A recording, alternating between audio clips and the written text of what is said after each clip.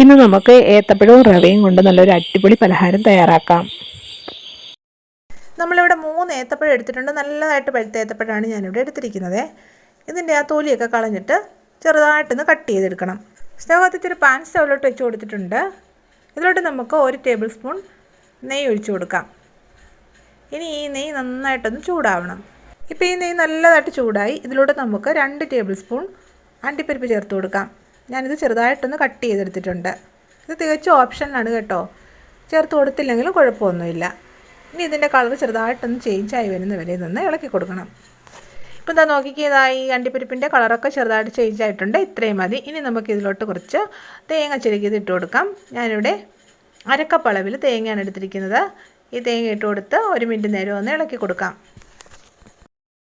ഇപ്പോൾ 1 മിനിറ്റ് കഴിഞ്ഞിട്ടുണ്ട്. ഇനി നമുക്കിതിലോട്ട് നമ്മൾ ചെറുതായിട്ട് അരിഞ്ഞു വെച്ചിരിക്കുന്ന ഏത്തപ്പഴം ഇട്ട് കൊടുത്ത് ഇളക്കിയെടുക്കണം. ഏത്തപ്പഴം ഇട്ട് കൊടുത്ത് ഞാൻ 2-3 മിനിറ്റ് ഇളക്കിയെടുത്തു. ഇനി ഇതിലോട്ട് നമുക്ക് കുറച്ച് പഞ്ചസാര ആഡ് ചെയ്യാം. ഞാനിവിടെ 4 ടേബിൾ സ്പൂൺ പഞ്ചസാരയാണ് ചേർത്ത് കൊടുത്തിരിക്കുന്നത്. ഇനി ഈ ഏത്തപ്പഴം നല്ലതായിട്ടൊന്ന് വെന്ത് കിട്ടുന്നവരെ ഒന്ന് ഇളക്കി കൊടുക്കണേ. ഈ പഞ്ചസാരയൊക്കെ ഒന്ന് മെൽറ്റായി നല്ലതായിട്ട് ഈ ഏത്തപ്പഴത്തെ ഒന്ന് പിടിച്ച് നല്ലതായിട്ട് ഇതൊന്ന് വെന്ത് വരും. പെട്ടെന്ന് തന്നെ ആയി കിട്ടും കേട്ടോ. ഇനി നമുക്ക് നല്ലതായിട്ടൊന്ന് ഇളക്കി കൊടുക്കാം. നമ്മുടെ ഏത്തപ്പഴമൊക്കെ നല്ലതായിട്ടൊന്ന് വെന്തിട്ടുണ്ട്. ഇപ്പോൾ ഇതിൻ്റെ കളറൊക്കെ ഒന്ന് മാറി ഒരു നല്ലൊരു യെല്ലോ കളറായിട്ടുണ്ട്. ഈ സമയം ഇതിലോട്ട് നമുക്ക് കുറച്ച് റവ ചേർത്ത് കൊടുക്കാം.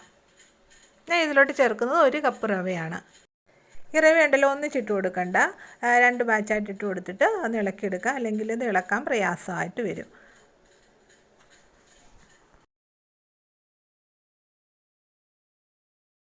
ഇനി നമുക്ക് ആ ബാക്കിയിരിക്കുന്ന റവയും കൂടെ ഇട്ട് കൊടുക്കാം. ഇനി ഇതിലോട്ട് ഞാൻ ആഡ് ചെയ്യുന്നത് കുറച്ച് ഏലക്ക പൊടിച്ചതാണ്.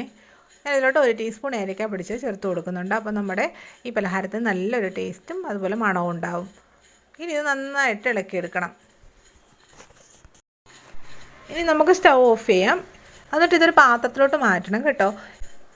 ഞാനിതൊരു പ്ലേറ്റിലോട്ട് മാറ്റിയിട്ടുണ്ട്. ഇനി ഇത് നന്നായിട്ടൊന്ന് തണുക്കട്ടെ. അതിന് ശേഷം ഇതൊന്നുകൂടി നല്ലതായിട്ടൊന്ന് കുഴിച്ചെടുക്കണം.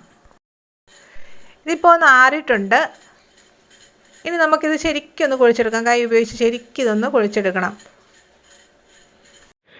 ഈ മാവിൽ നിന്ന് കുറേശ്ശെ എടുത്തിട്ട് ഒന്ന് ഉരുട്ടിയതിന് ശേഷം ഉണ്ടല്ലോ ഇതേ രീതിയിലൊന്ന് റോൾ ചെയ്തെടുക്കണം. നിങ്ങൾക്ക് ഇഷ്ടമുള്ള ഷേപ്പിൽ ഇത് ചെയ്തെടുക്കാവുന്നതാണ് കേട്ടോ. ഞാനിപ്പോൾ ഇതേ ഷേപ്പിലാണ് ചെയ്തെടുക്കുന്നത്.